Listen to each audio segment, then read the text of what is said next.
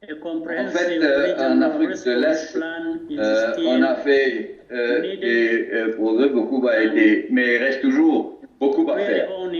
Dans le domaine de la coordination, de l'harmonisation, on a toujours besoin d'un plan global de réponse à ce virus.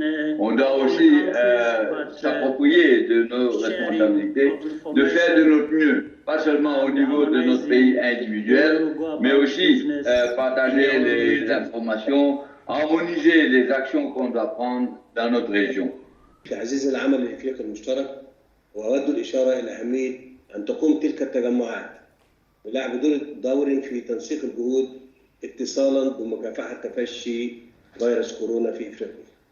Encore une fois, je voudrais féliciter le président Cyril Ramaphosa pour son leadership dans cette lutte et j'aimerais vraiment encourager ce genre d'initiative afin que l'Afrique continue à être épargnée. J'ai entendu tout à l'heure André Rajoelina qui parlait des vertus de l'artémisia. J'ai eu l'occasion d'échanger avec lui il y a quelques jours là-dessus. Et le cas du Madagascar, d'ailleurs, est la preuve que nous pouvons utiliser des moyens africains pour des solutions africaines.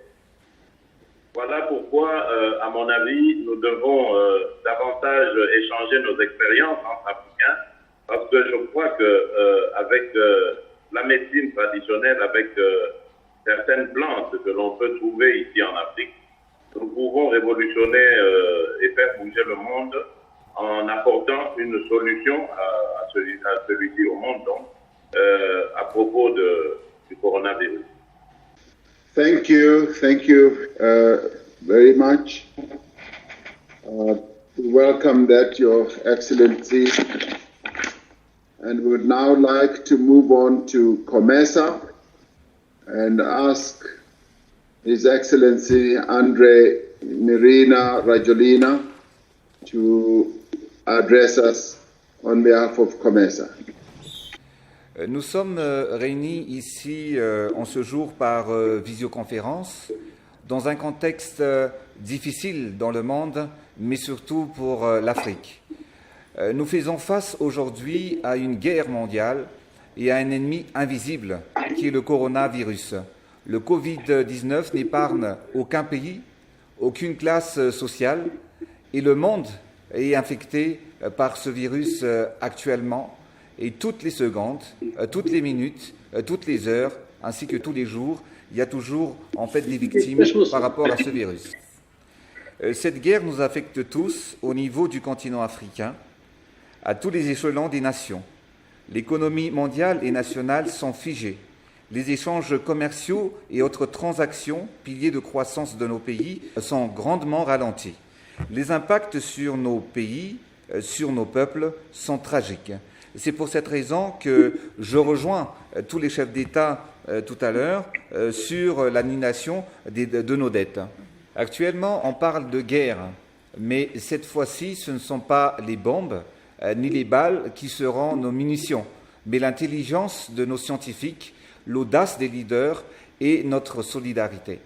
La nature est là pour nous offrir la meilleure et la plus fiable des solutions.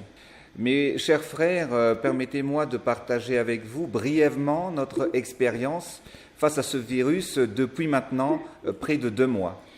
Depuis les premiers cas en Afrique et à Madagascar ont été confirmés, dès les premières heures, nous avons immédiatement pris toutes les mesures de prévention qui s'imposent pour éviter la propagation du virus.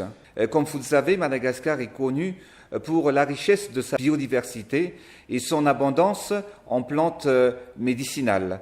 Nous sommes le 3e pays exportateur d'huile essentielle au monde et tout cela nous offre un maximum de champs des possibles pour la recherche médicale.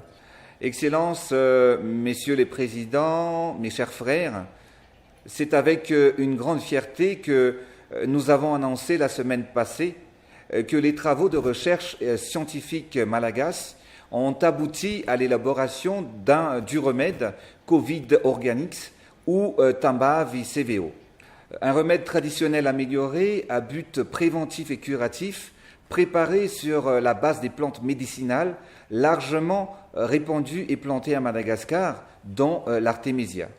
Tous les essais et tests sur ce premier remède ont été menés et son efficacité dans la réduction et l'élimination des symptômes a été prouvée pour le traitement des patients atteints du Covid-19 à Madagascar.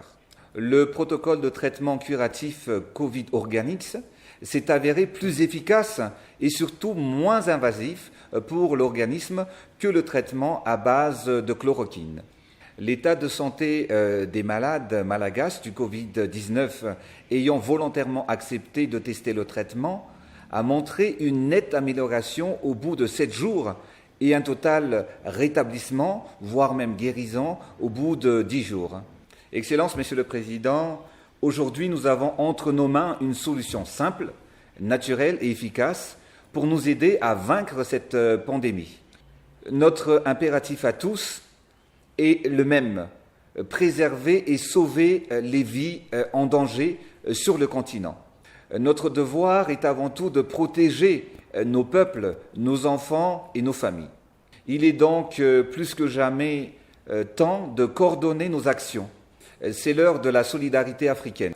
Nous pouvons faire la différence dans la lutte mondiale face à ce coronavirus. Sachez, Monsieur le Président, que Madagascar est prêt à collaborer avec ses frères et sœurs africains. À l'instant même où je vous parle, une délégation de la Guinée équatoriale atterrit sur le sol malagasy pour récupérer leur première commande de Covid Organics, que Madagascar, bien évidemment, offrira sous forme de dons pour les malades du coronavirus. Demain, nous accueillerons la délégation de la République de la Guinée-Bissau en charge de la distribution pour les hôpitaux des 15 pays de la CEDEAO.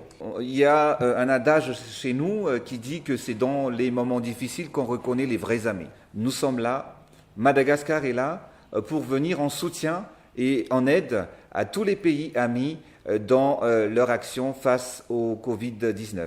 Excellences, Monsieur le Président, je suis certain qu'à travers nos efforts associés, nous vaincrons cette pandémie en puisant dans le meilleur de nos traditions, de notre biodiversité, en soutenant notre jeunesse et nos scientifiques. Investissons sur toutes les initiatives qui valorisent nos pays et notre continent. Je l'ai toujours su, Madagascar et l'Afrique ont tout pour réussir. Nous avons toutes les ressources et l'énergie pour accomplir cela. Et aujourd'hui, si on veut laisser une nouvelle Afrique à nos enfants, c'est nous tous qui devrons nous engager pour changer le cours de l'histoire et la vie de nos concitoyens.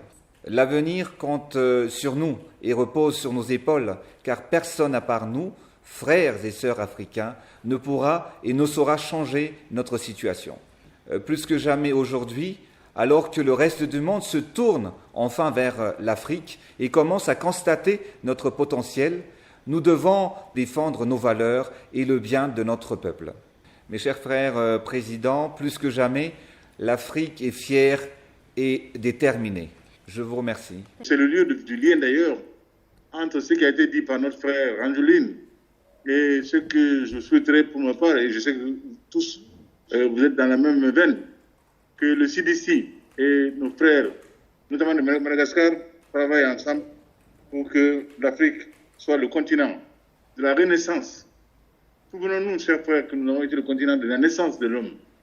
Et également, c'est le lieu, Cyril, me permettez, chers amis, également, de féliciter notre cadet, notre frère, et cet engagement vigoureux qui est le sien depuis que la menace coronavirus est apparue sur le continent.